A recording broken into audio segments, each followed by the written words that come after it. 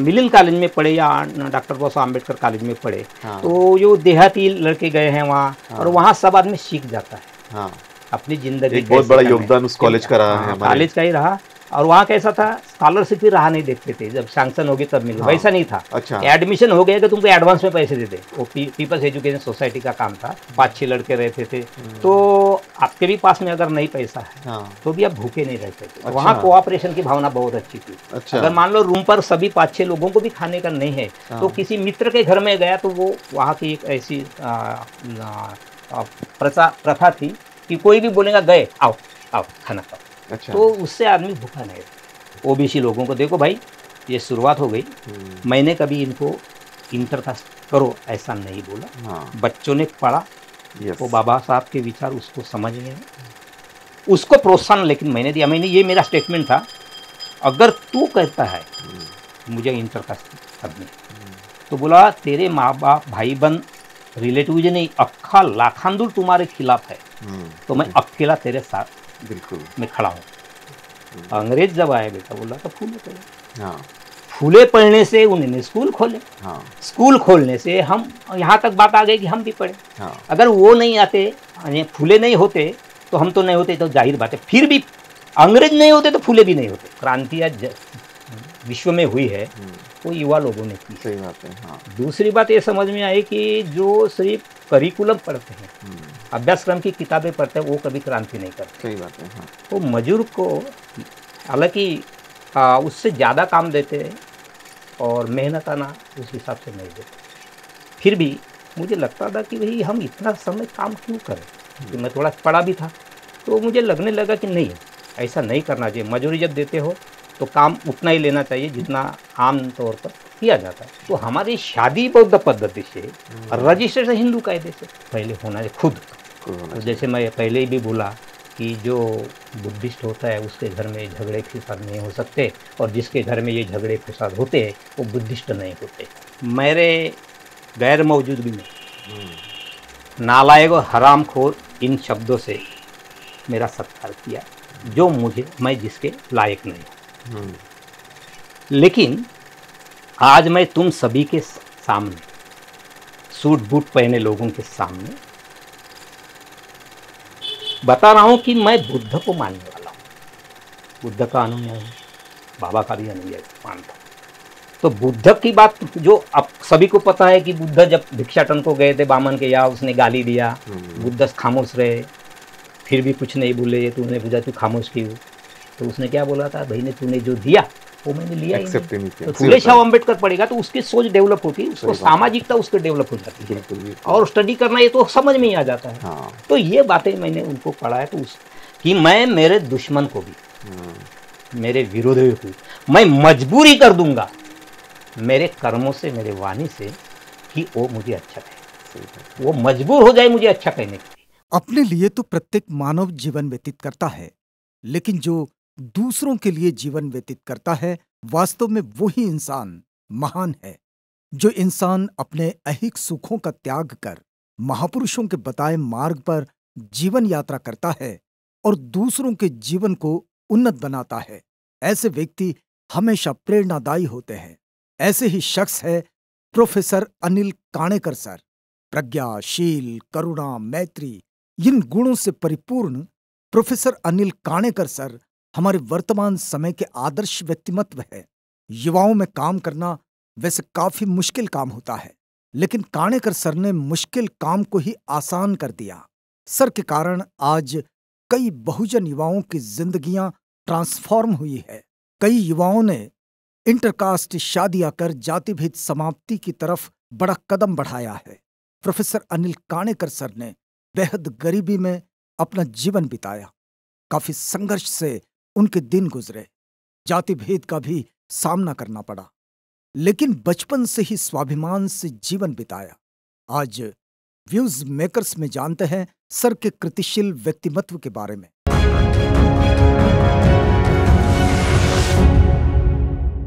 आवाज India TV में आपका स्वागत है। इस वक्त हम लाखांदूर में हैं। लाखांदूर एक तहसील प्लेस है और ये भंडारा जिला में आता है, और हमारे साथ एक बहुत ही बेहद और खास शख्स है जो आज के हमारे समय के एक आदर्श व्यक्तिमत्व है।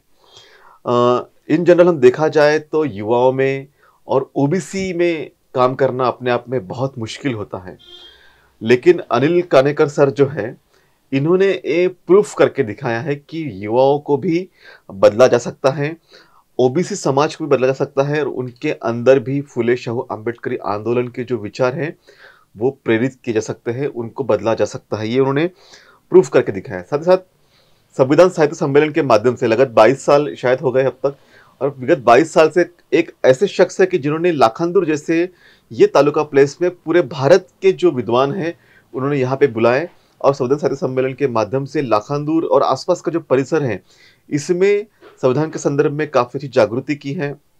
और ये जो एक विविधता होती है, देश की सारी विविधता आपको यहाँ पे नजर आएगी। और सर ने जो है युवाओं में, ओबीसीज में काफ़ी अच्छा काम किया है, उनके जीवन को ट्रांसफॉर्म किया है।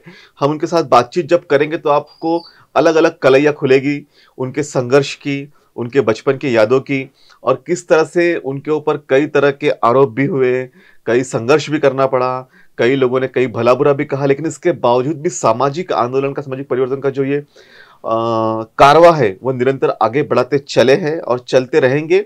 और आज 67 की उनकी उम्र है, लेकिन बचपन से ही उनके मन में क्रांति का जो बीज था बचपन से ही था। सर आपका बहुत बहुत स्वागत है।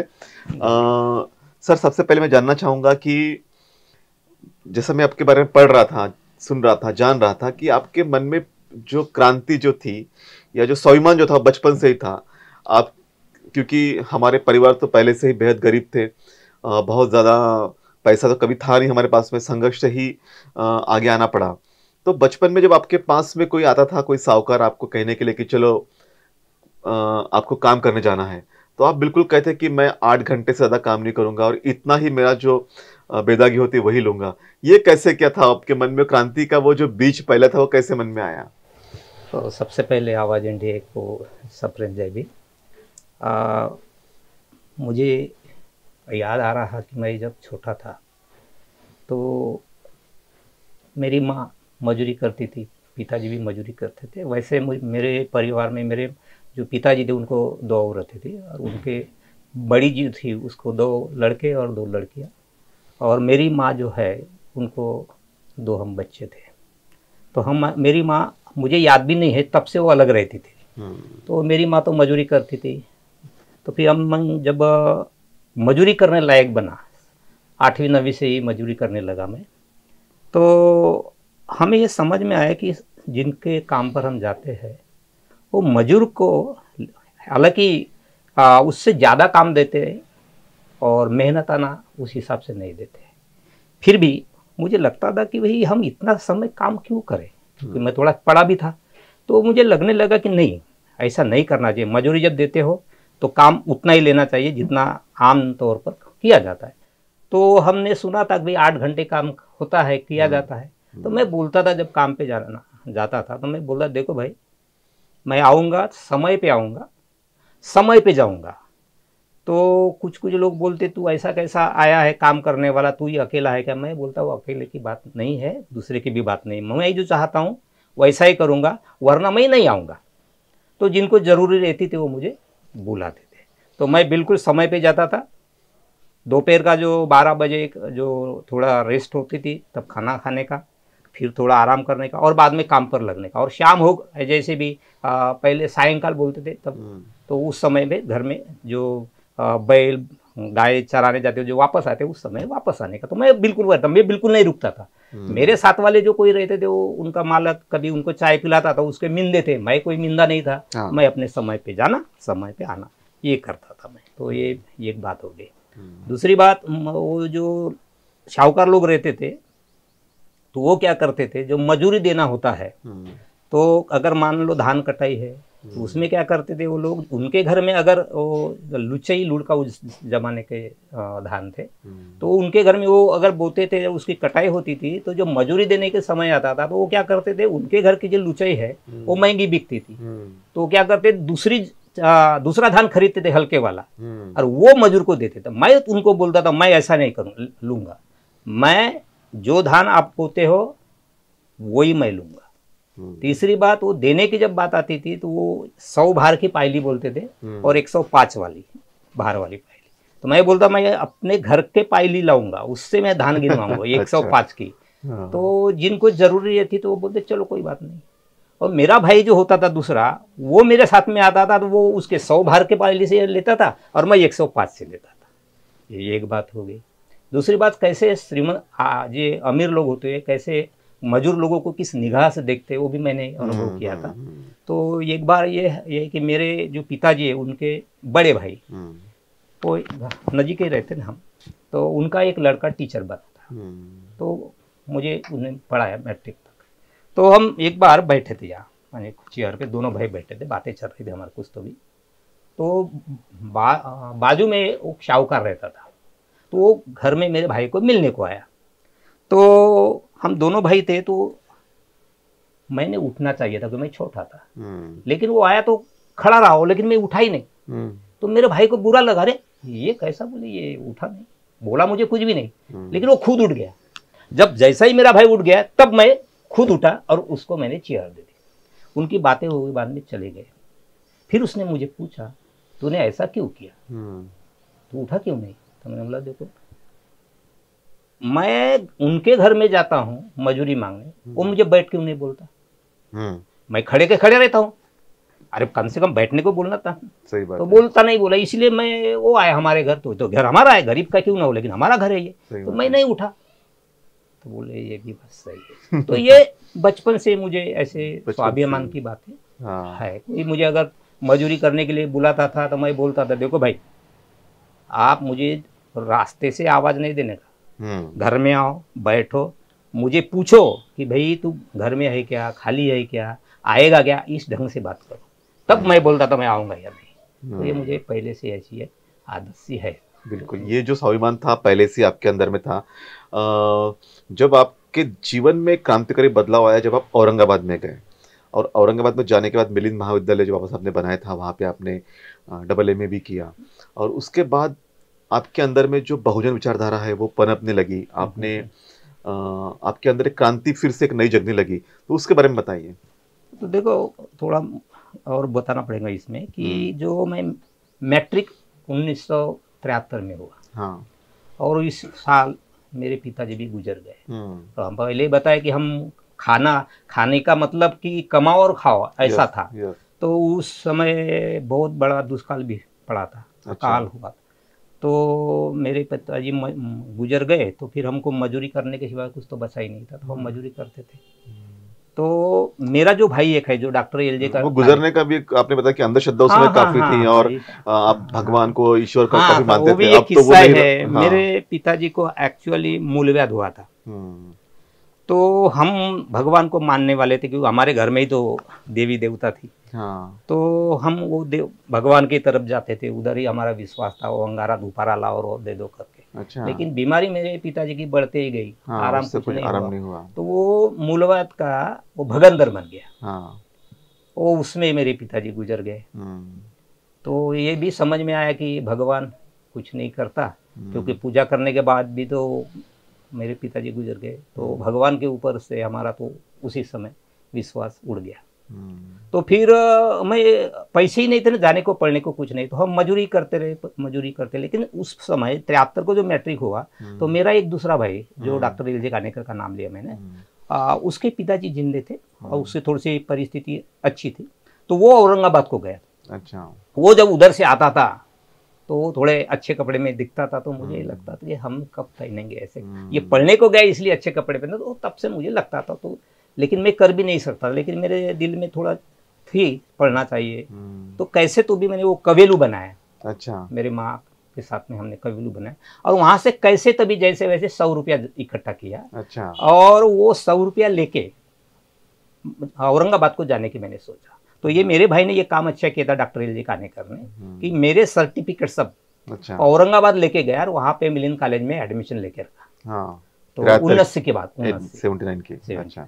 तो फिर वो एडमिशन हो गया, उसने बताया तेरा एडमिशन हो गया, बोले तू आ जाना। तो फिर मैं औरंगाबाद गया पढ़ने का 19 को। और फिर वहाँ 11वीं भी 80 को 12वीं हुई, 83 को BA, और 85 को ये में मराठवाड़ा, तब मराठवाड़ा नाम था, मराठवाड़ा यूनिवर्सिटी। तो उस दरमियान और कांशीराम साहब औरंगाबाद में मिलिंद कॉलेज के ग्राउंड पे आए थे। अच्छा। वहाँ उस समय DS4 था। हाँ। और उसकी रौपे तुलापी वहाँ हुई। अच्छा। और वहाँ से रैली भी निकली थी, वो शहर में गई थी। और वहाँ जब वो भाषण दिया तब हमको पता चला कि हाँ। ये मंडल आयोग और ये OBC कौन है। तो तब तक हमें उतना कोई ज्ञान नहीं था। हाँ। हम ऐसे ही जानते थे, हमें तो स्कॉलरशिप मिल रही, हमको सब मिल रहा था, हम हाँ। तो OBC से या उनसे क्या लेना देना देना। है। लेकिन तब जब हम सुने हाँ। तो हमको पता चला कि नहीं, ये भी हमारे भाई साहब है। हाँ। और मिलिंद कॉलेज में हमारे स्टूडेंट लाइफ में जब भी प्रोग्राम होते थे तो वहाँ जो मेहमान आते थे तो बाबा साहब के बारे में बताना, बुद्ध के बारे में बताना, तो उसके सुनने से हमारे जहन में वो समझ में आया कि बाबा साहब के विचार, बुद्ध के विचार। और हमारे जो टीचर थे वो कभी कभी बाबा साहब की बातें बताया करते थे। तो हमको लगा नहीं, हमने भी कुछ कोशिश करनी चाहिए अच्छा बनने की। मिलिंद कॉलेज में आपके जीवन को एक नया बदलाव मिला, आकार मिला आपको। आकार मिला। हाँ। और फिर कांशीराम साहब ने भी जो बताया, हमें मौका मिला कांशीराम साहब से आगे बैठने बात का, करने का। हाँ।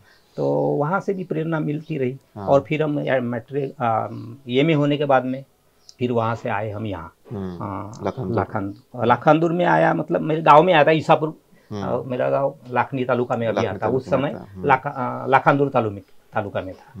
तो जब औरंगाबाद में पढ़ते तो वहाँ हमारा रूममेट एक मेशराम करके था, तो वो यहाँ सिद्धार्थ कॉलेज में पढ़ाने को था। तो उनको मिलने के लिए मैं आया यहाँ कुछ काम के लिए, तो मैं चलो इससे मिल लूँ। तो वहाँ मिलने जब आया तो वहाँ के संस्थापक डॉक्टर दाजीबाजी मेशराम, तो वो बोले वो तो नहीं है, बोले वो तो छोड़ के चले गए।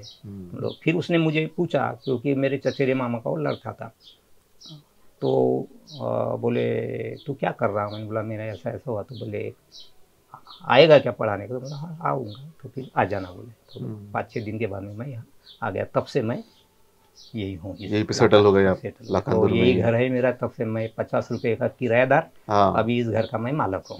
अपने घर खरीद लिया फिर ये। खरीद लिया। तो ये जो मिलिंद कॉलेज में आप गए, और आप जैसे कई युवा मिलिंद कॉलेज में गए, जैसे आपने बताया कि 100 रुपए लेके आप मिलिंद कॉलेज गए थे, तो मिलिंद कॉलेज में 100 रुपए पे आपका एडमिशन भी हुआ, स्कॉलरशिप भी मिली, फ्रीशिप मिली, सारा सब कुछ हो गया वहाँ पे।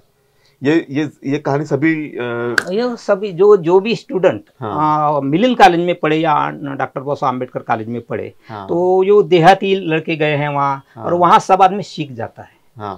अपनी जिंदगी एक बहुत बड़ा योगदान उस कॉलेज का रहा है, कॉलेज का ही रहा। और वहाँ कैसा था, स्कॉलरशिप भी राह नहीं देखते थे, जब सैंक्शन होगी तब मिले, वैसा नहीं था। अच्छा। एडमिशन हो गया कि तुमको एडवांस में पैसे दे दे। वो पीपल्स एजुकेशन सोसाइटी का काम था कि बच्चों को एडवांस दे दो पैसे। अच्छा। और तो तब से काम चलता था। हाँ। और दूसरी बात, वहाँ एक बात थी, जो हम रूम में 10 बाय 10 के रूम लेते थे, 5-6 लड़के रहते थे, तो आपके भी पास में अगर नहीं पैसा है तो भी आप भूखे नहीं रहते थे। वहाँ कोऑपरेशन की भावना बहुत अच्छी थी। अगर मान लो रूम पर सभी 5-6 लोगों को भी खाने का नहीं है, तो किसी मित्र के घर में गया तो वो वहाँ की एक ऐसी प्रथा थी कि कोई भी बोलेगा गए आओ आओ खाना खाओ। अच्छा। तो उससे आदमी भूखा नहीं रहता था। अच्छा। तो कहीं तो भी किसी के भी यहाँ खाना मिल ही जाता था। तो 1-2 समय ऐसा अगर हुआ तो चल जाता था हमारा। अच्छा। तो एक दूसरे को कोऑपरेशन कैसे करने का, वो वहाँ से सीख मिली हमको। किसी की मजबूरी जान लेना, किसी को मदद करना, या कोई तकलीफ में है तो उसको मदद करना चाहिए, सब वहाँ से हमें मिल गया। अच्छा, तो ये बहुत बड़ा योगदान मिलिंद कॉलेज का कई लोगों के जीवन में, आपके भी जीवन में योगदान रहा है। आप जब लाखांदूर आए, और लाखांदूर में आने के बाद में आपने वो ज्वाइन कर लिया कॉलेज, और उस कॉलेज में ज्वाइन करने के बाद में आपने पहले बच्चों के एक बहुत प्रिय शिक्षक के रूप में आप ख्याति प्राप्त भी हुए। बच्चों में एक नई एनर्जी का विकास आपने किया। तो ये जो लाखांदूर में आपने जो एक गुलदस्ता बनाया, यहाँ के SC ST OBC माइनॉरिटीज़ को इकट्ठा करने का जो प्रयास किया, बच्चों में जो एक नई इंस्पिरेशन जगाई, ये किस तरह से आपके मन में आया? देखो, ये सब बातें मुझे विरासत में मिली मिलिंद कॉलेज से। अच्छा। तो वही दिमाग में था तो कि भाई बाबा साहब ने इतना बड़ा कॉलेज निकाला बच्चों के भविष्य के लिए, तो जो पढ़े तो उनका लाइफ बन गया है। सही बात। तो हम भी वहाँ से आए तो हमको ये लगा, कांशीराम साहब ने भी जो बातें बताई हमको, तो लगा कि हमने भी कुछ करना चाहिए। और ऐसे बोलते हैं कि एक टीचर अगर अच्छा है तो एक पीढ़ी बना सकता है। सही बात है। तो वो दिमाग में था, बाबा साहब का लाइफ दिमाग में था थोड़ा।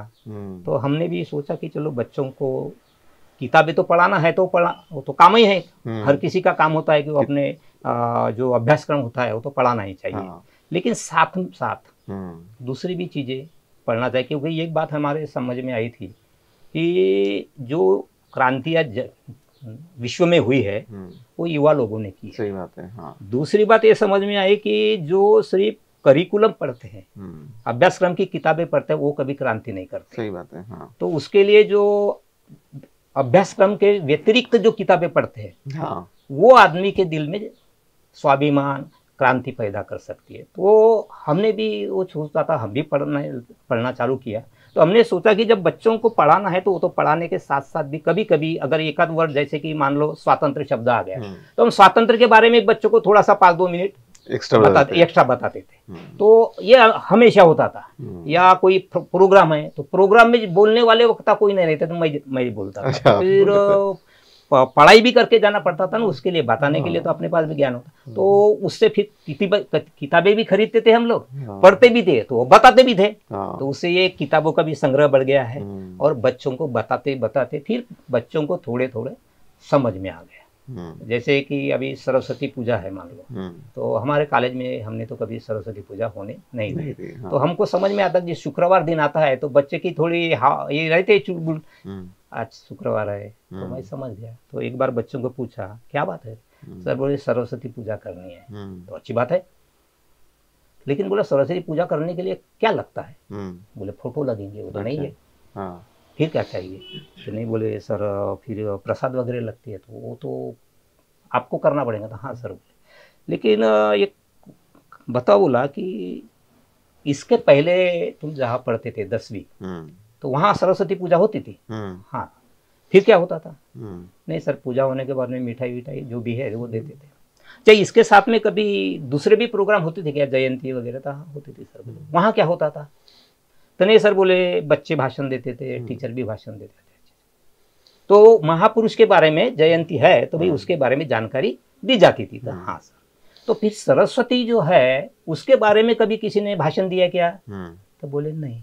तो देखो बेटा, बोला कि उसके बारे में पहले जानकारी लिया हो। मेरे पास नहीं है उसके बारे में जानकारी, मैं नहीं बोल पाऊंगा उसके बारे में। तो आप एक काम करो, उसके बारे में जानकारी हासिल करो। सर हमें नहीं मालूम। तो अपने माँ बाप से पूछो, जिन टीचर ने पढ़ाया उनको पूछो, या आपने कोई सगे संबंधी दोस्त भाई जो भी होंगे उनसे पूछ के आओ। अगले इसमें करेंगे अपन शुक्रवार को।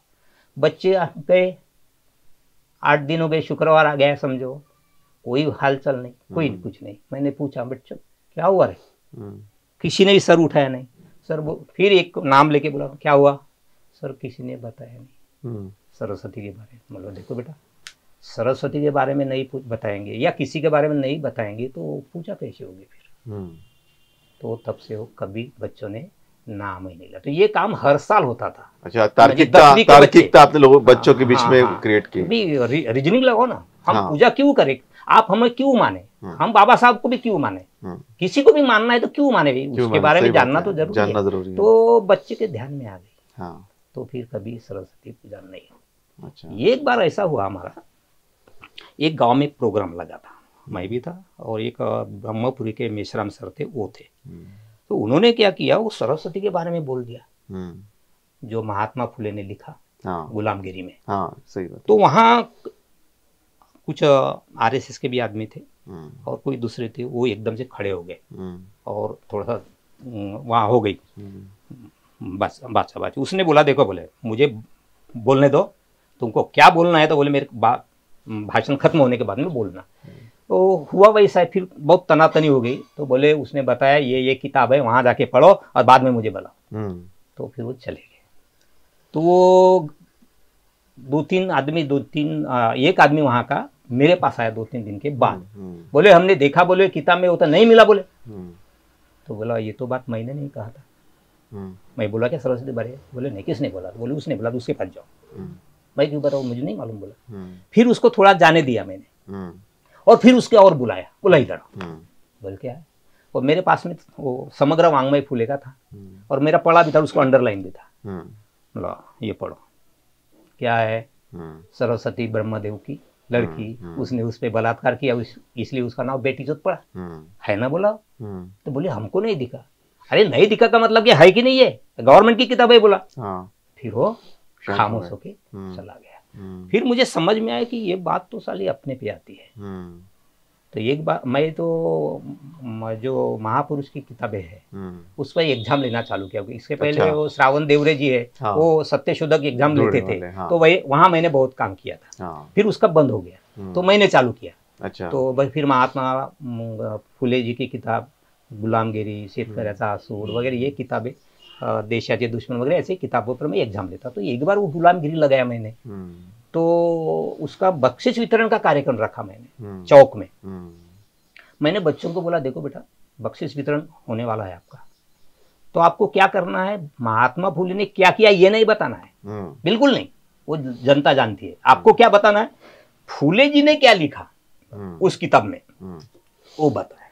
और वो अचरज की बात यह है कि ये ओबीसी की लड़की ने ये सरस्वती की बात जो अभी मैंने बताई, हाँ। वो बात सरेआम माइक में बोल दी। अच्छा, वहां सुनने वाले इर्द गिर्द जो लोग थे वो ये कब की बात है? ये अभी 20-25 साल पहले। हाँ।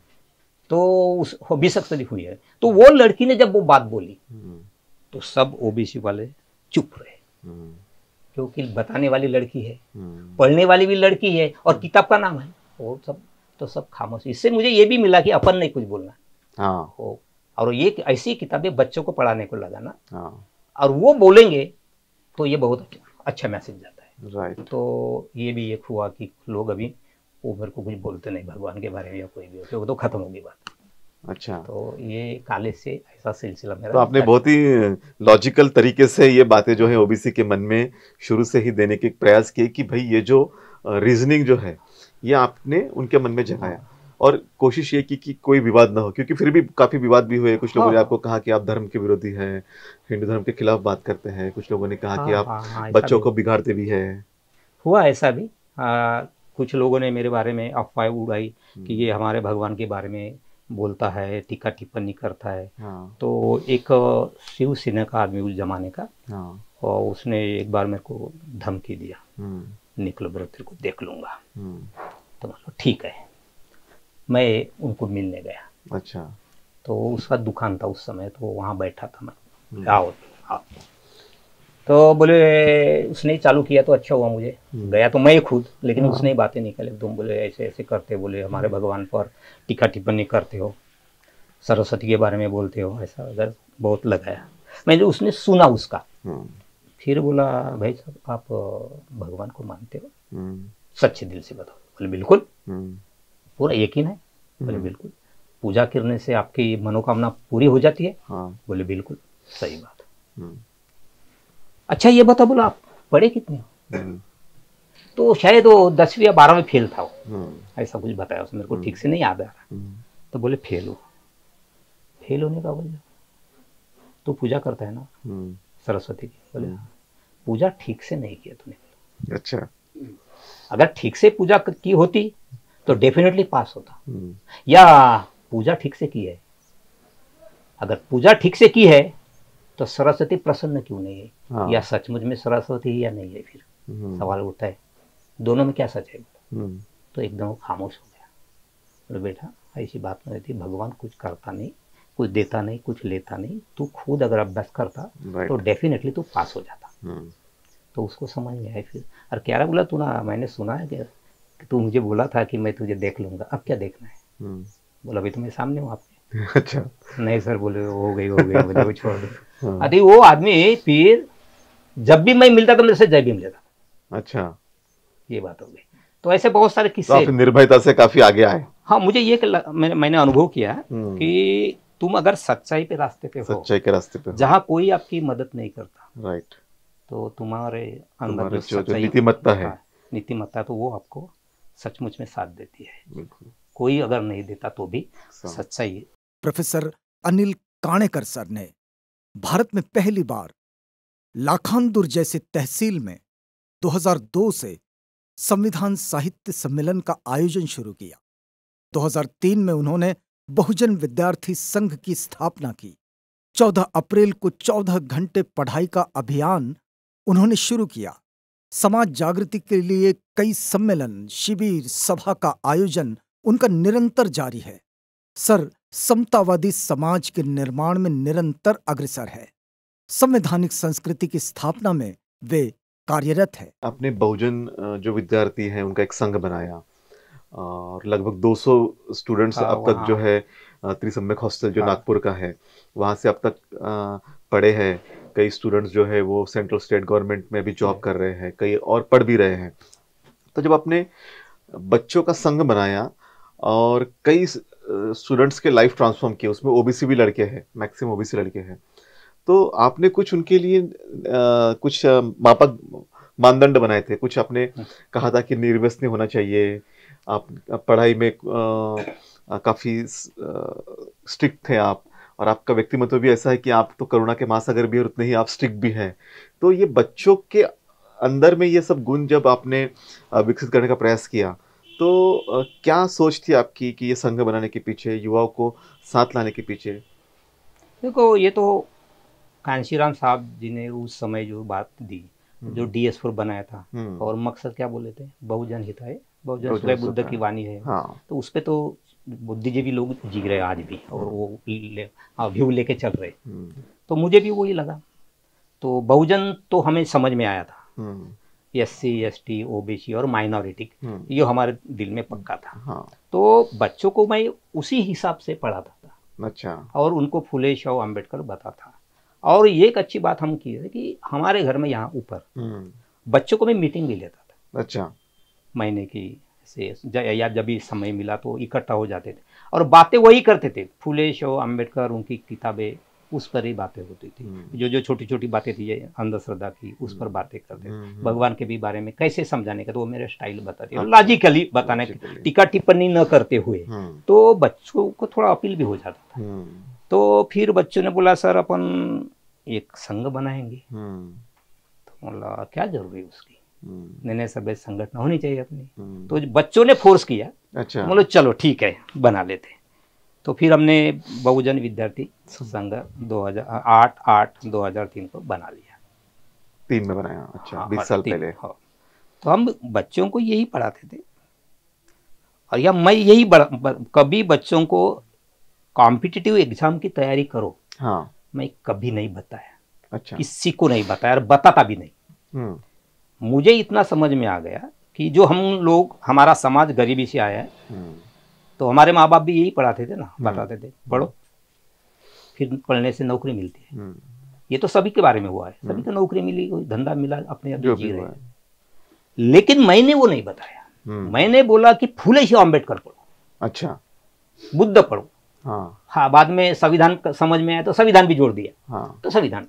तो ये क्यों मैं ऐसा बताता, तो मुझे ये समझ में आया कि जिसको फुले शाह अम्बेडकर समझता है, बुद्ध समझता है, हक की बात समझती है, तो उसको ये भी समझ में आ जाता है कि मैंने स्टडी करनी चाहिए। राइट। समाज के बारे में किस टाइप की सोच होनी चाहिए, वो डेवलप हो जाती है। हाँ। तो वो समझ जाएगा मुझे स्टडी करना है, भाई स्टडी नहीं करूंगा तो विचारधारा का महत्व आपने पहले समझाया। ये मेन लगा मुझे, ये मुख्य लगा, क्योंकि वो समझ में आया ना उसको। फुले शाह अम्बेडकर पढ़ा तो फुले से आदर्श लेगा। हाँ। बुद्ध बाबा साहब से आदर्श लेगा, शाहू जी से आदर्श लेगा, बुद्ध से आदर्श लेगा, वो समझ में आएगा। तो अगर ये नहीं पढ़ेगा तो उसको इतना ही दिखता है, पढ़ो, नौकरी हासिल करो, बीबी बच्चे में खुश रहो। हाँ। तो ये उधर की बात है, ऐसी प्रूव हुआ। अगर जो फुले शाह अम्बेडकर पढ़ेगा तो उसकी सोच डेवलप होती है, उसको सामाजिकता उसके डेवलप हो जाती है, और स्टडी करना ये तो समझ में ही आ जाता है। हाँ। तो ये बातें मैंने उनको पढ़ाया, तो उसके इससे ये हुआ कि हम एक संघ जो हुए, तो इसी से ही उनको यही बातें पढ़ाता था। हाँ। तो बच्चों को देखो लगा कि हमने पढ़ना भी चाहिए। फिर बच्चे यहाँ ग्रेजुएट हो गए, उनको लगा हम तो आगे बढ़ना चाहिए। मैंने नहीं बोला कि तू आगे पढ़ो। अच्छा। कभी नहीं बोला किसी को। हाँ। जरूरी नहीं मुझे महसूस होती, आज भी नहीं होती, आगे पढ़ो ये नहीं, ये पढ़ो, इसकी स्टडी करो, उससे प्रेरणा मिलती है ना। हर किसी को तो गुरु वो है हमारे। तो फिर बच्चे को लगा हमने आगे भी पढ़ना चाहिए। तो वो यहाँ से जो बच्चे, जो अशोक भजने है, समझो, और प्रदीप भावे है, और चंदू पारदी है, ये बच्चे फिर नागपुर गए। वहाँ पहले वो लगता है भामटी या भामटी का भी वहाँ वो रहने लगे। हाँ। फिर वहाँ से भी कुछ जमा नहीं, वहाँ से भी लोगों ने हटा दिया, तो फिर दूसरे जगह आए, वहाँ से फिर हटा दिया, तो फिर वो त्रिसम्यक बुद्ध विहार जो है वहाँ पे आ गए। तो ये जो बच्चे वहाँ गए तो मेहनत मजदूरी करना, कभी होटल में काम करना, हाँ, पार्ट टाइम काम करके पार्ट टाइम काम करके पढ़े। तो उनका लोग क्या बोलते थे उधर के भी और यहाँ भी जब बच्चे काम करते थे क्या बोलते थे, पहले अपना पेट का देखो, हाँ, अपनी पढ़ाई करो, नौकरी करो, बाद में ये समाज काम करना। हाँ, तो जिनको नौकरी मिली वो क्या कर रहे, वो क्या कर रहे फिर, वो तो समाज, वो क्या बताते, अरे फुर्सत कहाँ मिलती है, हाँ, शादी ब्यादी हो गई तो वो बच्चे के बताते हैं, सही फिर रिटायर हो गए तो क्या बोलते हैं फिर, अभी तो क्या बुढ़ापे में क्या करना, तो अपने अपने पोता पोती लेके या अपने खेत देखते रहते। हाँ। तो फिर वो काम कैसा करेगा, कब सही बात करेगा। है। तो ये बचपन से ही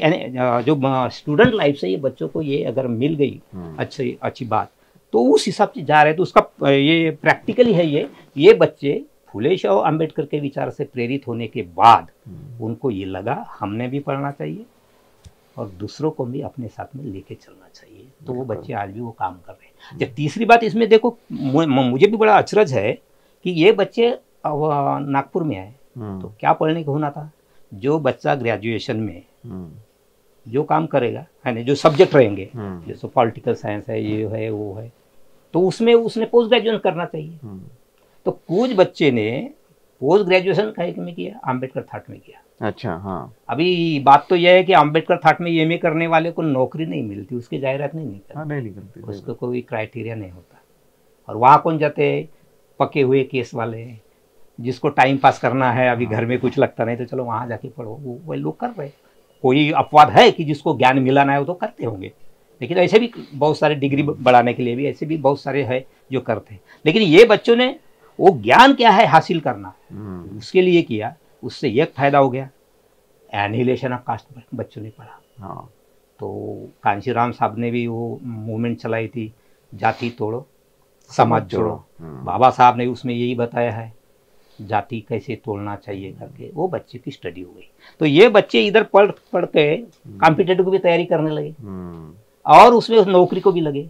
तो उनको वो समझ में आया कि जाति तोड़ना है तो क्या करना है। यस, बिल्कुल। इस बात पे मैं आता हूँ कि जब आपने जाति की बात की कि वो बच्चों में एलिमिनेशन ऑफ कास्ट पढ़ने के बाद जाति के बारे में एक सोच आई, उनके मन में डेवलप हुई। और आपके जो 200 बच्चे जो पढ़े हैं तो उसमें से कई बच्चों ने इंटरकास्ट मैरिज भी किया है और कुछ ओबीसी बुद्धिस्ट फैमिलीज में आए, कुछ बुद्धिस्ट ओबीसी फैमिलीज में गए। तो ये परिवर्तन कैसे क्या हुआ? तो वही बच्चों को मैंने नहीं बोला कि तो इंटरकास्ट करो। अच्छा, कभी नहीं, मैं कभी बताया नहीं किसी को ऐसा। मेरा यह कहीं बताना है, फूले शाह अम्बेडकर, बुद्ध पढ़ो, संविधान पढ़ो, इसके अलावा इससे इतनी क्रांति हो गई। बस इतना ही मैं बताता, किसी को भी यही बताता हूँ, पहले ये पढ़ो। क्योंकि मेरा ऐसी सोच है ये कि जो इंसान ये पढ़ेगा दिल से तो उसको ये सब दिशा मिल जाएंगे ना। उसको दिशा मिल जाएगी। अगर नहीं पढ़ोगे तो कहाँ से मिलेंगी? कितने बच्चों ने इंटरकास्ट मैरिज किया? अभी 9-10 तो बच्चे शायद हो गए। अच्छा, जिनका इंटरकास्ट मैरिज हुआ है।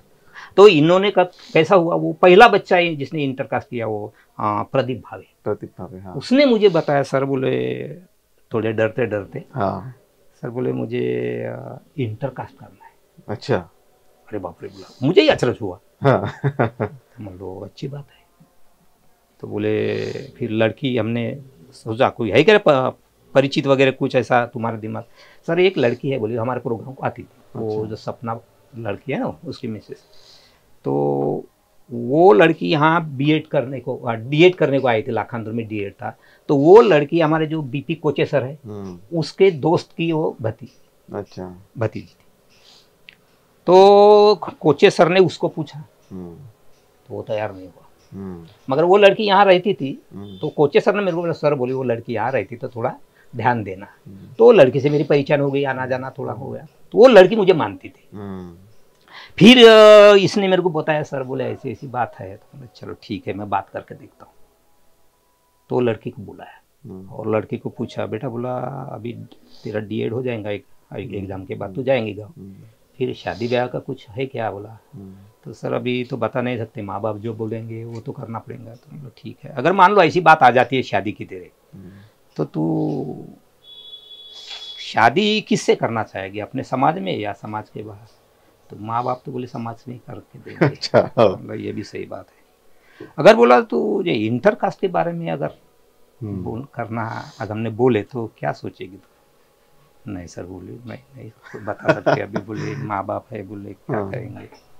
नहीं लेकिन सोचो बोला, अगर जो कुछ बोलूँ तो गलत तो नहीं बोलूँगा। हाँ सर बोले आप पर यकीन है लेकिन मैं अभी नहीं बता सकते। बोला तू तेरे को जब समय मिला तब बना मेरे को।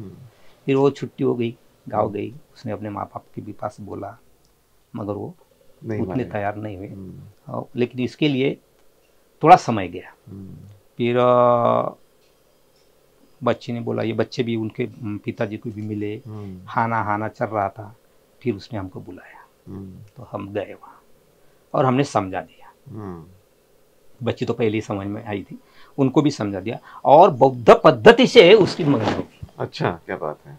और शादी की भी बात हो गई, शादी भी हो गई, सब अच्छा हो गया। उससे उसका सत्कार ये लड़के का ये ग्राम पंचायत में हुआ।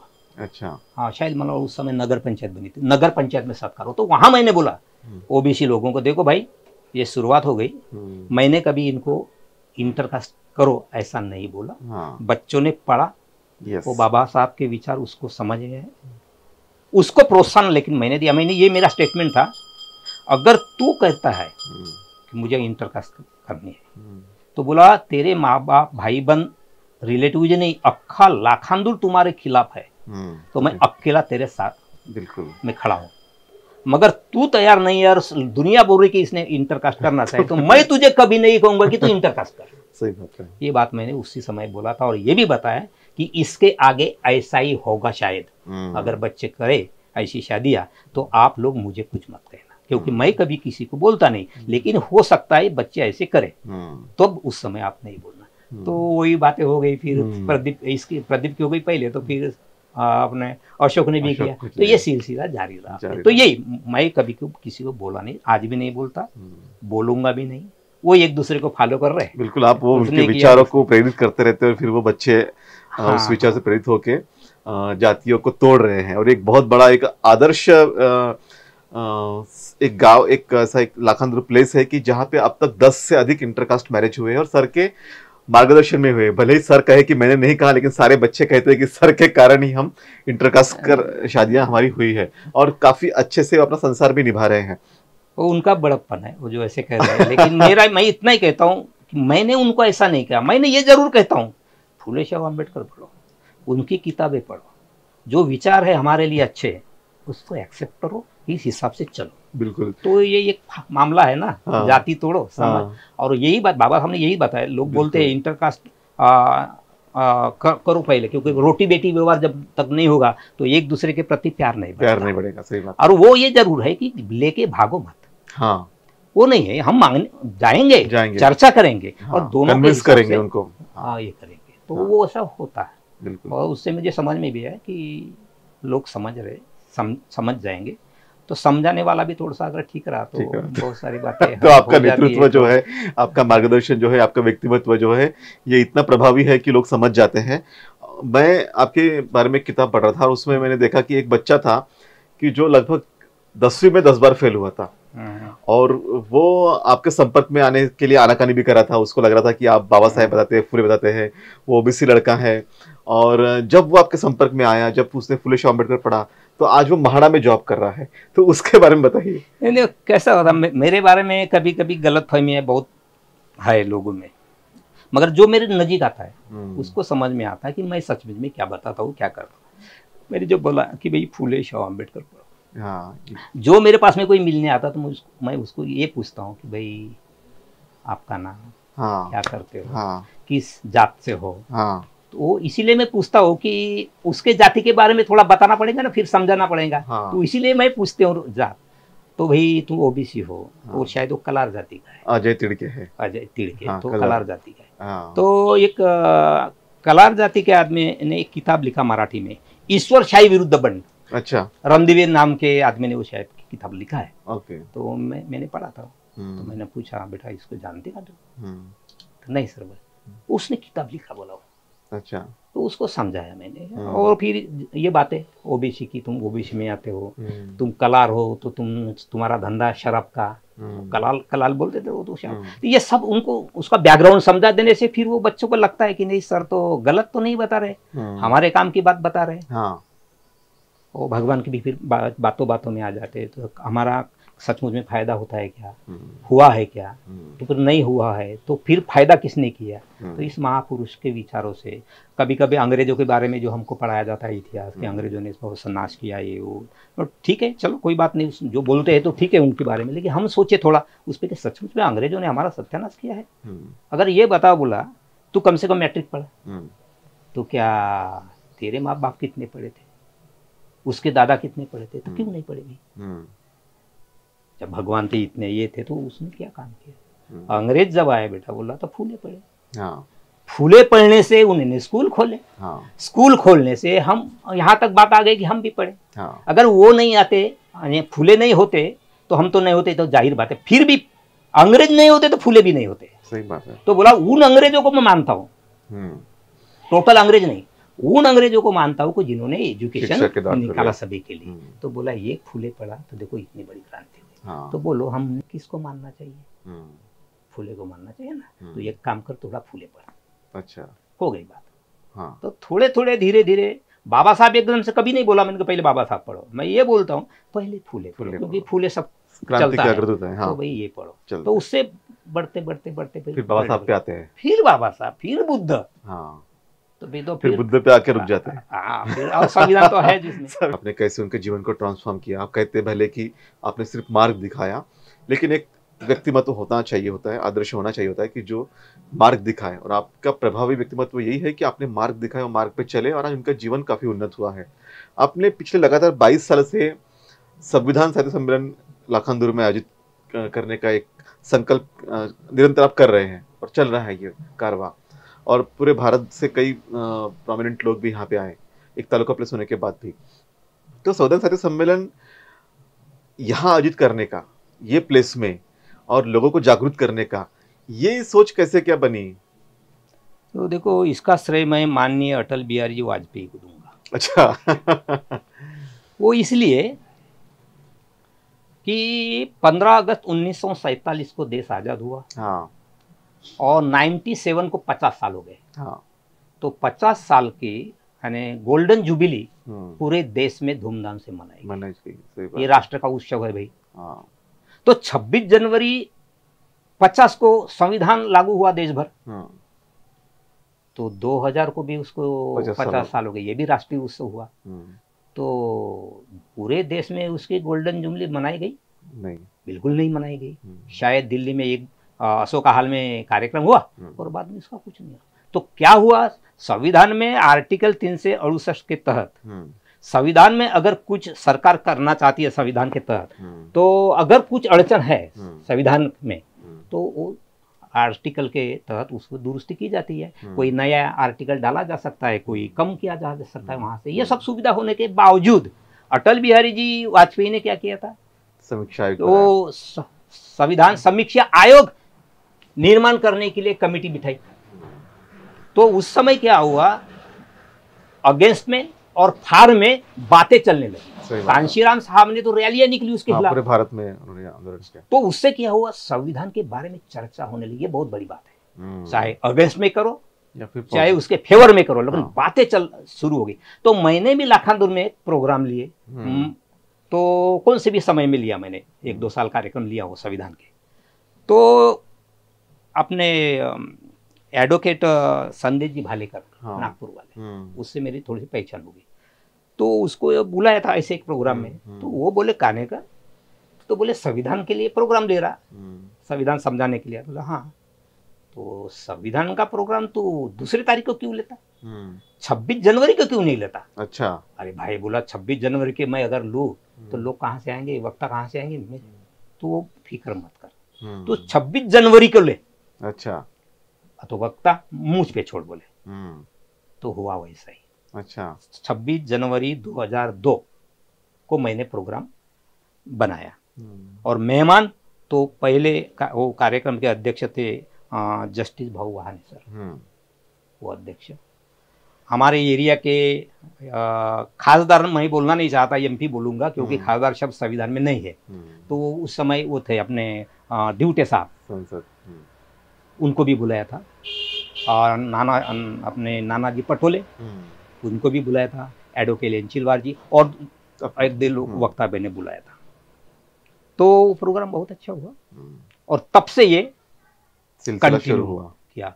अच्छा। अभी तो उसको 22 साल हो गए ये सिलसिले को। तो बहुत सारे लोग आए, बहुत सारे लोगों ने ये भी कहा कि संविधान पर साहित्य सम्मेलन हम लाखांदूर में पहली बार देख रहे हैं। हाँ, पहली पूरे बार भारत में हमने कभी देखा नहीं, और इतने साल से 22 साल से लगातार जो प्रोग्राम ले रहे, बोले ये भी एक रिकॉर्ड है, बोले भारत में नहीं है। ऐसे उनका कहना है, मेरा कुछ कहना नहीं है। तो इससे क्या बदलाव समाज के अंदर आप आया, आपको ऐसा लगता है? ये बदलाव ये हुआ कि पहले लोगों में संविधान के बारे में, संविधान भी नहीं बोलते थे लोग। जो बाबा साहब का पुतला, उसके हाथ में किताब, भारतीय संविधान लिखा हुआ लोग देखते थे, लेकिन किताब भी नहीं देखा, कुछ भी नहीं देखा लोगों ने, चर्चा ही नहीं होती थी।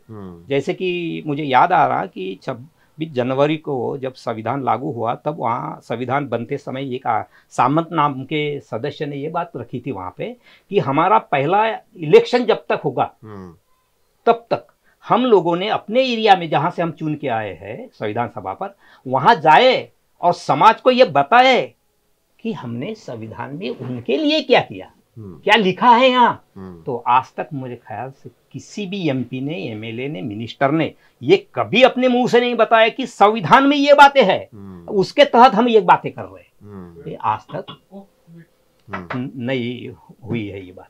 तो तब से बदलाव ये हुआ कि कोई नाम नहीं लेता था, लेकिन संविधान ये होने से अभी ये बात सामने आ गई हमारे कि लोग अभी संविधान खरीदते हैं।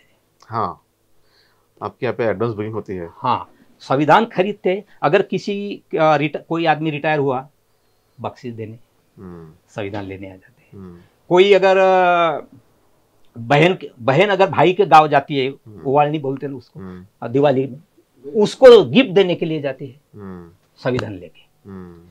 तो ये बहुत बड़ी बात है। और अभी लोग स्वातंत्र्य, समता, बंधुता, न्याय की बातें करने लगे लोग, और बहुत सारे पैमाने पर लोग संविधान खरीद रहे और इस संविधान की बात कर रहे। इसके पहले कुछ भी नहीं था, तो ये बहुत बड़ी बात है। और हमने संविधान पर एग्जाम भी लिया, तो ये एग्जाम भी लेते हैं, लोगों को बताते भी है, और लोग खरीदते हैं, पढ़ रहे लोग, ये बहुत बड़ी बात है। तो अभी गांव के लोग भी बोलते हैं कि नहीं, हमारे गांव में संविधान हो रहा। और मुझे वो बता दे साहब, हम जहाँ भी जाते तुम्हारा नाम नहीं निकलता, बोले संविधान के पर कार्यक्रम लेने वाला, साहित्य सम्मेलन लेने वाले। तो ये गांव की भी इज्जत बढ़ गई है ना उससे। गांव की इज्जत बढ़ गई। और इसको मैंने ये किया, ये सेंटर बनाया संविधान के बारे में। 26 जनवरी को यहाँ होगा, फिर चाहे मुझे भी कहीं जाना तो मैं जाऊंगा, लेकिन 26 को यही पे होगा। यही डेट को आपने बिल्कुल यानी अभी समीकरण बन गया। अभी ये नहीं पूछते मुझे लोग कि कार्यक्रम है क्या, ये पूछते हैं सर इस साल कौन आने वाले हैं, सब्जेक्ट क्या रहने वाला है। ये ऐसी बात हो गई। और लोग बाकी के कार्यक्रम को बुलाना पड़ता, लोगों को लाना पड़ता, यहाँ लाने की जरूरत नहीं होती। लोगों को पता है 26 जनवरी यानी लाखांदूर। हाँ, ये बात हो गई है। और बाहर से भी आते हैं, नागपुर के भी लोग आते हैं यहाँ, बहुत दूर दूर से लोग आते हैं। तो ये बात हो गई संविधान की वजह से। तो संविधान मैं चाहता हूँ कि लोग संविधान खरीदे, और हमारा जो बुद्धिस्ट कम्युनिटी है उनके घर कम से कम नहीं जाता तो 2 किताबें होनी ही चाहिए, बुद्धानी तथा धम्मा यानी संविधान। ये 2 किताबें जरूर होनी चाहिए, पढ़नी चाहिए, समझनी चाहिए, दूसरों को समझा देना चाहिए। इससे एक फायदा हो जाता है, जो हमारे विरोधक है वो भी तुम्हारे फेवर में बन जाते। ये मैंने खुद महसूस किया। 2 बातें मैं जानना चाहूंगा आपको कि एक बार एक ऐसा हुआ कि आपने एक सांसद को ही कह दिया कि आपको संविधान पता है कि नहीं पता है, और दूसरी बात यह है कि आपके ऊपर काफी टिकट पर भी हुई कि एक सम्मेलन में आपने माधव वैद्य को भी इनवाइट किया था। जी। हाँ, तो देखो, जो अभी एमपी यानी खासदार तो नहीं बोलता मैं, एमपी सांसद बोलेंगे, वो सांसद को जब मैं बुलाया था तो उनको पूछा था मैंने कि साहब आपने संविधान पढ़ा है क्या। कौन थे सांसद वो? वही ड्यूटे साहब, नामदेवराव जी ड्यूटे। तो बोले नहीं, मैंने पढ़ा भी नहीं, देखा भी नहीं। तो उससे मुझे और एक आइडिया आई। हमारे लाखांदूर में एक दूसरे एमएलए हो गए कांग्रेस के, हीरालाल जी भैया। तो मैं सोचा कि मैं इनकी इंटरव्यू लेने जाऊं। अच्छा। मैं उनके घर गया, तो साहब बोला मुझको 2 मिनट चाहिए आपके बस। तो बोलो। आप बोला एमएलए हुए, संविधान पढ़े क्या? बोला अरे देखा ही नहीं तो पढ़ूंगा कहाँ से, बोले मैंने। तो आपने संविधान देखा भी नहीं और पढ़ा भी नहीं। बोले नहीं, आपको पेंशन मिलती है क्या? तो बोले हाँ मिलती है। उसको लगा कि ये मेरे को और ज्यादा सवाल करेगा, तो देखो बोले मेरी तबीयत ठीक नहीं है तो बाद में आना। बोले नहीं नहीं मेरा काम हो गया, मुझे इतना ही पूछना था। अच्छा, कि आपको पेंशन मिलती है क्या और संविधान पढ़ेगा। इससे मतलब ये हुआ कि भाई एमपी एमएलए मिनिस्टर भी संविधान नहीं पढ़ते और जो काम उसने करना चाहिए पढ़ना चाहिए और तभी तो बात कर सकते हैं ना संसद में। लेकिन वैसा नहीं हुआ। तब से और मेरे को प्रोत्साहन मिला कि नहीं ये तो काम करना चाहिए, संविधान के बारे में संविधान की जागृति होना बहुत जरूरी है। तभी तो हम किसी से सामने बात कर भी सकते हैं ना, हमारे लिए क्या है। तो वो सिलसिला जारी रहा मेरा, चालू किया। जो लोग टीका टिप्पणी करते हैं, मैंने मागो वगिद्द को बुलाया था तो उस पर भी कुछ बोले। तो मेरा मकसद ये था कि जो आरएसएस के बारे में जो लोग बोलते हैं, मुझे देखना ही था आरएसएस वाले क्या बोलते हैं, मुझे महसूस करना था, देखना था। तो उसकी तारीख जब हो गई तो मैं पत्रिका देने उनके घर गया था। तो उसने मुझे चाय पानी पिलाया। तो उसने सवाल किया मुझे, तुम्हारे समाज में कितने लोग हो गए कि जिसने धम्मपद पढ़ा है? कितने लोग होंगे जिसने पहली गाथा पढ़ी है? कितने लोग होंगे जिसको समझी है? कितने लोग होंगे कि जिस पर अमल कर रहे हैं? मैं कुछ बोला नहीं, मैं कुछ सुना, मैं सिर्फ सुनता रहा। मैं इतना ही बोला, साहब आइए। वो आए, प्रोग्राम हो गया। उसने तारीफ भी की थोड़ी। उसने ये बोला कि मैं इसकी तारीफ इसलिए करता हूँ, बधाई इसलिए देता हूँ कि ये आदमी ने मेरे जैसे को बुलाया। कि बोले आरएसएस के जो कोर ग्रुप है भारत में, उस कोर ग्रुप का मैं एक सदस्य हूँ। सही बात है। इस आदमी को बुलाया बोले इसने। तीसरी बात, मैं ब्राह्मण भी हूँ और इस खेड़ में मुझे बुलाया बोले, और यहाँ ऐसा इतना अच्छा प्रोग्राम रहता है, इस हिम्मत के लिए मैं इसको बधाई देता हूँ। तो ये जो बातें हो गई, उसने अपनी बात रखी तो चले गए। तो लोगों ने उस समय कहा तो काय को बुलाया? मैंने बुलाया, मुझे एक बड़े जिनको मैं खूब मानता हूँ, घोड़ीचर बाबा नागपुर में रहते अभी, उसने भी बुला था मुझे कि बुलाया क्यों उनको? बाबा मैंने बुलाया, फिर ज़्यादा कुछ नहीं, मैं बुलाया। तो उनको भी मैंने बुलाया था वो प्रोग्राम का उद्घाटन करके। अच्छा, उनको भी बुलाया, उन दोनों ही फिर प्रोग्राम होने के बाद में उनको बोला, बाबा अब बताइए मैंने बुलाकर उनको गलती किया सही किया? तब उन्होंने बोला आपने सही किया, उनका स्टेटमेंट है। तो उससे और मुझे प्रेरणा मिली, तो मैं जीत से काम करने लगा और मैं करते रहूँगा। मैंने कुछ गवाया नहीं, कुछ नहीं, लेकिन मुझे पता था। वहाँ हमारे एक वक्ता ने उसके सामने बोल दिया था, ब्राह्मणों पे टिक्का कर दी। अच्छा, उसको पता नहीं था कि ब्राह्मण बैठा है। बोला तो बोले कि तुम अपने भाषण में कि ब्राह्मण पर अगर टीका टिप्पणी या गाली देने से आपका भला होता है तो जरूर करो, ये उसका जवाब था वहाँ पे। तो बोले कुछ भी नहीं, और इस पे बोले, अपने सब्जेक्ट पे बोले थे। तो वो बात हो गई। दूसरी एक बार ऐसी हो गई मेरे ये करने से, जो अभी एक थोड़ा सा बात बताऊंगा मैं। जो कोर्ट है हमारे डिस्ट्रिक्ट कोर्ट या जो भी कोर्ट है, तो तुम भंडारा का अपना नागपुर का कोर्ट है डिस्ट्रिक्ट कोर्ट, वहाँ देखो क्या लिखा है, न्याय मंदिर लिखा है। और तालुका के भी जो कोर्ट है वहाँ न्याय मंदिर ही लिखा होता है। तो वो एक दिन मुझे आए बात कि न्याय मंदिर कैसा हो सकता है, कोर्ट का मतलब होता है क्या? तो मैं महाराष्ट्र के जितने भी कोर्ट है उसको माहिती अधिकार में पूछा, अच्छा, वहाँ क्या लिखा है। वो सब मालूमात मैंने हासिल किए।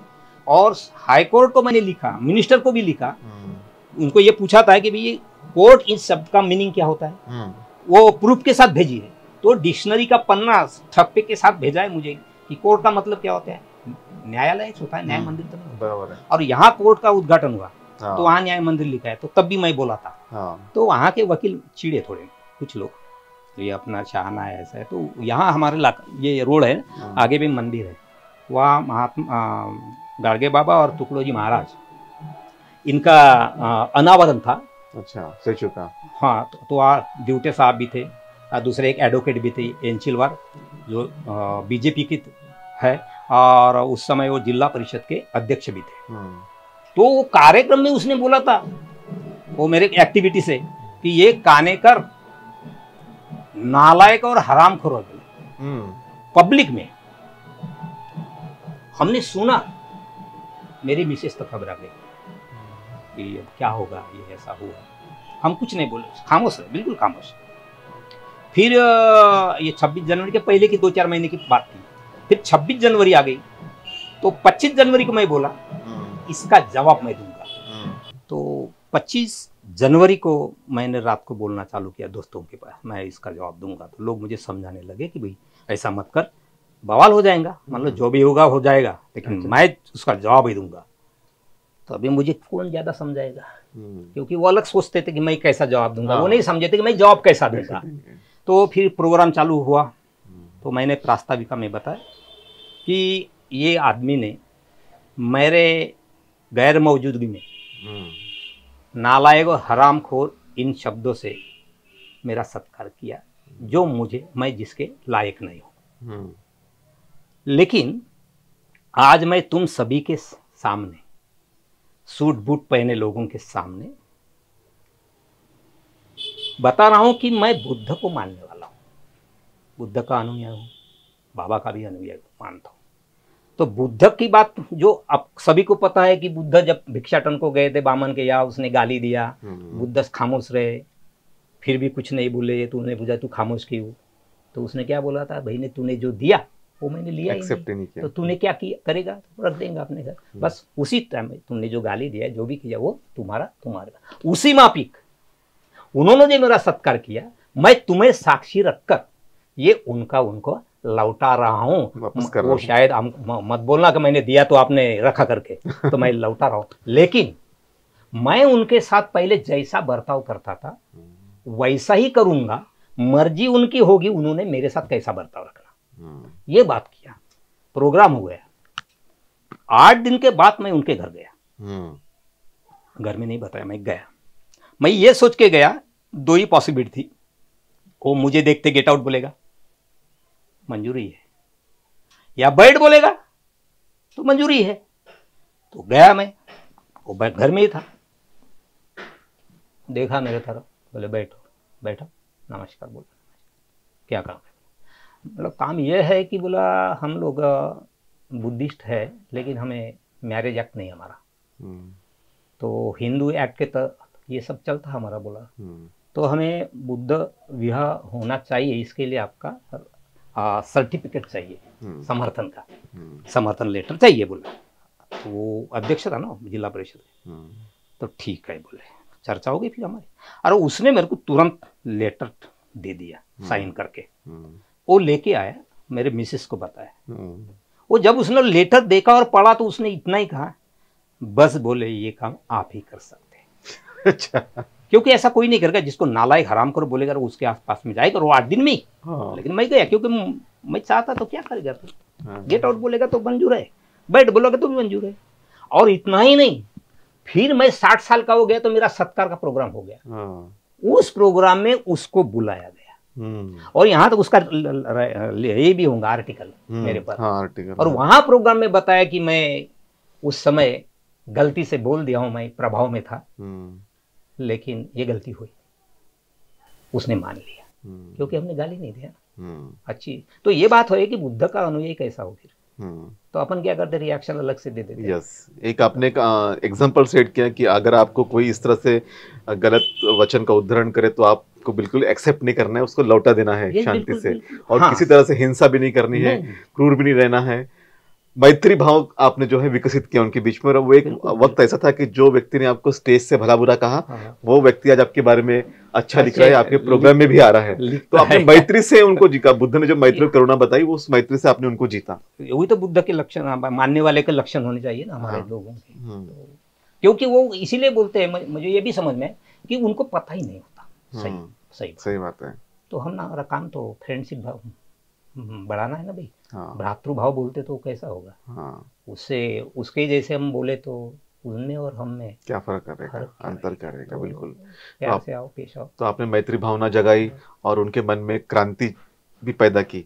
मैं अभी हमारा काफी समय से एक लंबा अंतराल से हम लोग बातचीत कर रहे हैं, काफी अच्छी बातें, मुझे लगता है कि आपकी जो बातें इस समय लोग सुन रहे होंगे तो काफी प्रभावित भी होंगे। आपने बुद्धिस्ट, जैसा कि आपने युवाओं में काम किया, ओबीसी युवाओं में इंटरकास्ट मैरिज युवाओं ने शुरू किए, अपने युवाओं के अंदर में इंस्पिरेशन दिया। आज वो बच्चे अलग अलग जगह पे अच्छे जॉब कर रहे हैं, कोई बिजनेस कर रहा है। संविधान संरक्षण के माध्यम से आपने लोगों के बीच में संविधान की जागृति की, अपने हक अधिकारों के प्रति लोगों को जागरूक किया। आपने बुद्धिस्ट एक्ट के बारे में भी काम किया है कि आपको लगता है कि ये जो बुद्धिज्म है ये डिफरेंट है सारे इससे, तो एक बुद्धिस्ट एक्ट भी होना चाहिए, तो इसलिए आपने कुछ प्रयास भी किए। कहाँ तक वो प्रयास पहुंचे? अभी आपको भी थोड़ा याद होगा कि मैं एडवोकेट दिलीप काकड़े जी, उनको जिनको मैं 2006 को बुलाया था लाखांदूर, तब से मेरा परिचय हुआ है। तो उन्होंने हमको ये समझा, क्योंकि मैं वकील नहीं हूँ, उनको सब जानकारी है ये बात, तो उन्होंने हम सब बताया कि भाई हम बुद्धिस्ट हैं, मानते हैं, तो हमारे शादी ब्याह जो होते हैं वो बुद्धिस्ट प्रथा से हो जाते हैं, मगर जो कानून है हमारा हमारे लिए है नहीं। हम हिंदू एक्ट के तहत सब होता है कि जो शादी जो रजिस्टर करते हैं तो जो फॉर्म भरना पड़ता है, तो शायद नंबर 3 पे वो एक कॉलम है वहाँ कि आपकी शादी किस कानून के तहत हो गई, तो इस टाइप का वो है, तो वहाँ तो हिंदू कानून लिखना पड़ता है ना। तो हमारी शादी बौद्ध पद्धति से, रजिस्ट्रेशन हिंदू कायदे से, जैसे कि सिख का भी आपको पता होगा, सिख का आनंद कारज एक्ट करके है उनका, तो उनकी शादी उनके कानून से होती है, मगर रजिस्ट्रेशन नहीं होता था। तो शायद 2012 में केस आई सुप्रीम कोर्ट में, तो सुप्रीम कोर्ट में जब वो आदमी और औरत उसका जो झगड़ा चल रहा था, तो वो आदमी ने बोला था वो मेरा बच्चा ही नहीं है और औरत भी नहीं है, क्योंकि उसके पास में जो हम बोलते हैं ना फोटो है, ये है, पत्रिका, ये कोई पुरावा नहीं होता, उसकी सर्टिफिकेट पुरावा होता है। तो उनके पास, औरत के पास में वो पुरावा नहीं था, सर्टिफिकेट नहीं थी। तो सुप्रीम कोर्ट ने सेंटर को, सरकार को निर्देश दिया है कि भाई ये विवाह नोंदनी कंपलसरी करो। वो है, कानून है, लेकिन कंपलसरी नहीं था, तो कंपलसरी करने की बात कही। तो सिख लोगों ने बोला कि ठीक है, कंपलसरी तो ठीक है, लेकिन हमारी शादी हमारे धर्म के हिसाब से होती है, और रजिस्ट्रेशन हिंदू एक्ट से कैसे होगी फिर। तो उस समय मनमोहन सिंह साहब थे, तो उन्होंने उनके लिए कानून बना दिया, तो अभी उनकी शादी भी होती है, रजिस्ट्रेशन भी होता है, लेकिन हमारा नहीं होता। तो इसलिए हमने वो बताया, तो इसलिए हमने काम किया। तो महाराष्ट्र में वो एक्ट भी बना, यानी बिल आया, तो उस पर लोगों के राय मांगे गए, वो पब्लिश किया गया लोगों के राय जानने के लिए दीक्षा भूमि से, अपने CL थुल साहब वगैरह थे, तो उन्होंने वो एक्ट तो लोगों के लिए खुला कर दिया, और लोगों से कुछ सूचना मांगी, लेकिन पता नहीं किसने दिया, लेकिन हमने जरूर दिए सूचना। तो वो बाद में सरकार बदल गई, तो वो वहाँ पेंडिंग है। अच्छा, अभी जब लोगों को चाहिए तो करेंगे। अच्छा, किन किन लोगों का ये कहना है कि भी उसकी क्या जरूरी है, ये जो अपना कॉमन सिविल कोड चाहिए, ये बोलते, तो हम भी बोलते होना चाहिए। वो अगर होता है, अगर वो होता है समान कानून सबके लिए, तो पहले तो हम होंगे कि हम सरकार के स्वागत करने जाएंगे, लेकिन जब तक नहीं होता तब तक मैं ऐसे रहेंगे क्या। अच्छा, शादी हमारी धर्म से हमारी, और रजिस्ट्रेशन हिंदू हिसाब से, वो कैसा है, ये कोई नई बात समझ में आती। तो वो अगर होता है तो ठीक है, अगर सिविल कानून ये हो जाता अपना कॉमन कोड, तो वो भी ठीक है, हमें क्या प्रॉब्लम है। लेकिन जो होता नहीं है तो तब तक हम ऐसे ही रहेंगे, सभी का है ना, इसलिए आपका वो संघर्ष अभी भी जारी है। हाँ, बिल्कुल वही है। अच्छा, तो आपके जीवन का जो आपने उद्देश्य रखा होगा, आपने जीवन में सोचा था शुरू में आपके यंग एज में कि मैं इस तरह से बदलाव लाऊंगा, तो आज जीवन के इस पड़ाव में पीछे जब मुड़ के देखते हैं तो क्या महसूस होता है आपको अपने आप के बारे में? एक्चुअली जो जीवन मेरा चालू हो गया, तो ये नहीं सोचा था कि मैं ऐसा ऐसा करूंगा, ये नहीं सोचा था मैंने कि मेरा कोई ऐसा लक्ष्य नहीं था। जिंदगी जीना वो तो हर किसी का मकसद होता, तो वो तो मेरा भी था। लेकिन ये ऐसी ऐसी बातें आएंगी, हो जाएगा, ऐसा नहीं हो, लेकिन वो समय के साथ साथ ये होता गया। कारो जैसे कांशीराम साहब बोलते थे, मैं अकेला मैं कारवा बढ़ता गया, तो उसी हिसाब से ये बातें घटित हो गई। तो इसके लिए बहुत सारे हमने काम किए, जैसे कि एग्जाम लेना क्योंकि समाज को अगर फुले शाह अम्बेडकर बताना है, उनके जहन में डालना है, तो उसके लिए क्या कैसे कर सकते हैं। तो भी उन पर एग्जाम ले लो, बच्चों को पढ़ाने को लगाओ, उस पर चर्चा करो, क्योंकि सिर्फ पढ़ने से नहीं होता। वो चर्चा भी होनी चाहिए उस पर। हाँ। और उसको प्रैक्टिकल करने के लिए भी कुछ होना चाहिए। हम्म। तो सचमुच बच्चे करते हैं कि नहीं, वो भी हमने देखना चाहिए। बराबर। अगर नहीं कर रहे तो उनको पॉइंट आउट करना चाहिए, बेटा ये ऐसा करेगा तो और अच्छा हो जाएगा। तो हम प्रैक्टिकली भी करते हैं। जो घर में मीटिंग होते हैं या हमारे, देखो अगर हमारे बच्चे रहते यहाँ तो मुझे पानी लाने या मेरी मिसेस पानी नहीं ला के देती।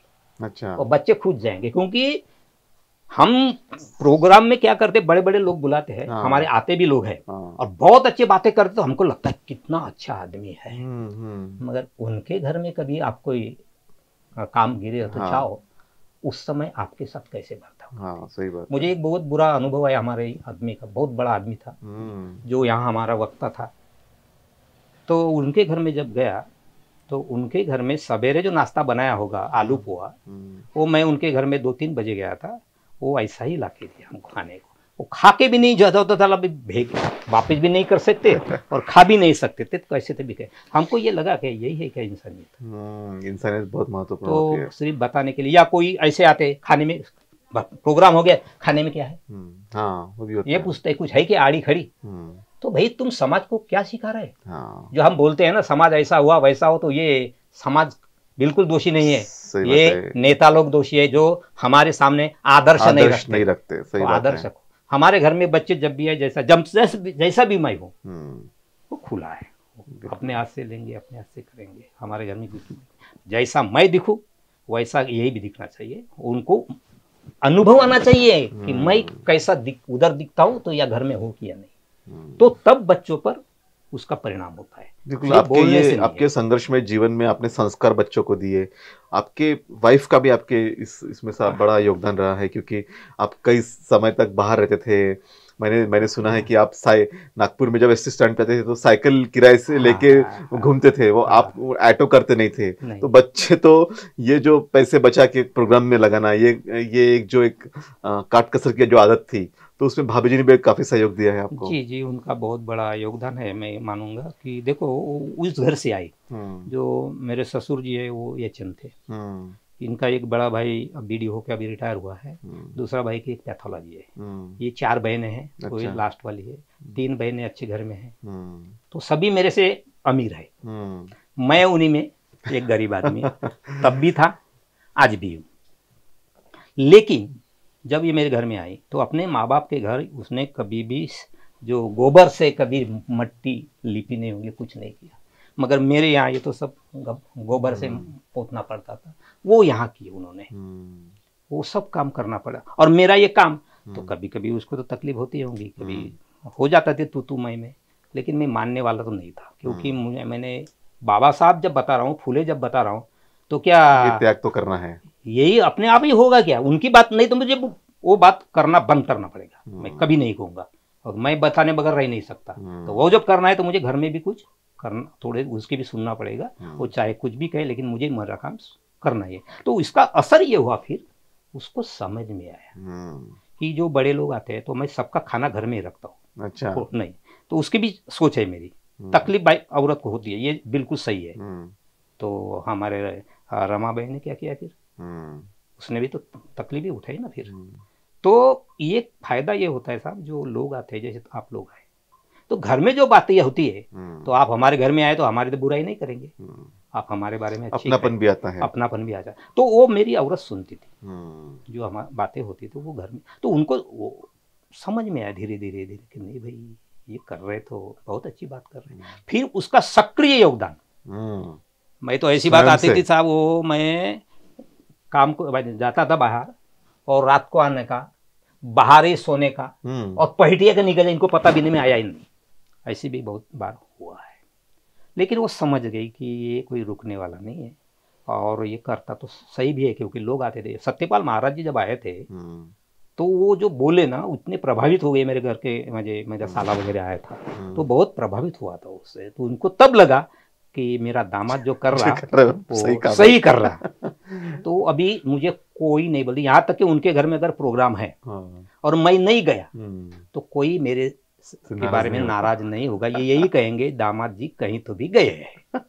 कोई नहीं, अभी कोई नहीं बोलेगा मुझे कहाँ गए, इतना पूछेंगे। क्यों नहीं आए ये नहीं बोलेंगे, कहाँ गए। तो ये सबको पता चला कि ये बहुत अच्छी बात है, उनका योगदान है, इसलिए मैं कर रहा हूँ। Yes. मैं ज्योति अनिल कानेकर, अनिल कानेकर की मिसेस। सर, मैं जब से शादी होके आई तो मुझे बहुत अजीब लगता था, क्योंकि मैं जिस फैमिली से आई वहाँ पे इतनी सोशल वर्क नहीं था। पर जब यहाँ पे आई तो सर के साथ रह के बहुत कुछ सीख भी गई हूँ। और सर तो इतने एक्टिव है, मतलब शुरू से ही बहुत एक्टिव रहे हैं सोशल वर्क के बारे में। खुद का कभी ध्यान नहीं रखा, हर समय उनको समाज के प्रति, अपने लोगों के प्रति या महापुरुषों के बारे में ज़्यादातर प्रोग्राम लेते रहे, सोशल और धार्मिक, साथ ही साथ हेल्थ के बारे में भी। जो सिकल सेल के बारे में बहुत जागृति सर ने की। जो नागपुर के संपत रामटे के साहब थे, उनके साथ उन्होंने बहुत से प्रोग्राम भी अरेंज किए।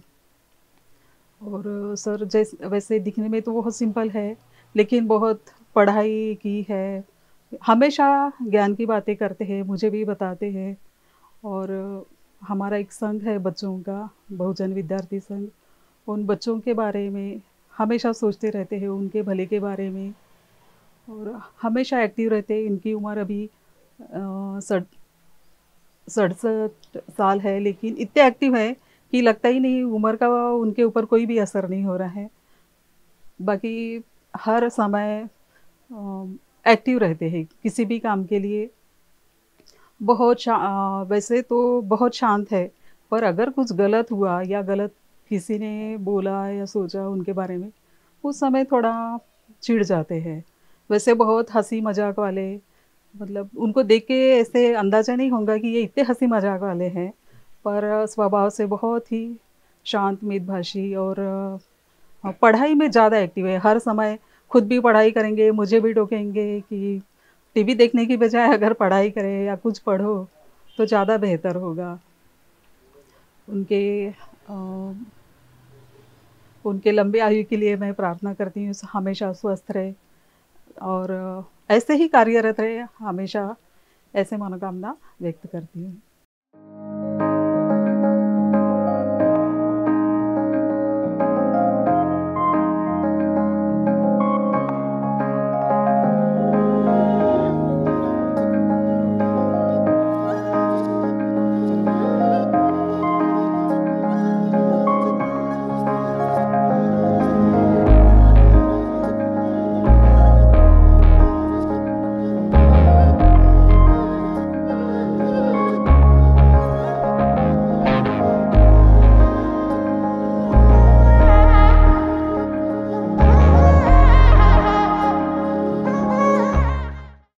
अब मैं एक अंतिम सवाल आपसे करूंगा कि ये जो सामाजिक आंदोलन का जो कारवां है, हर व्यक्ति जो अपने तरीके से होता है वो करता है।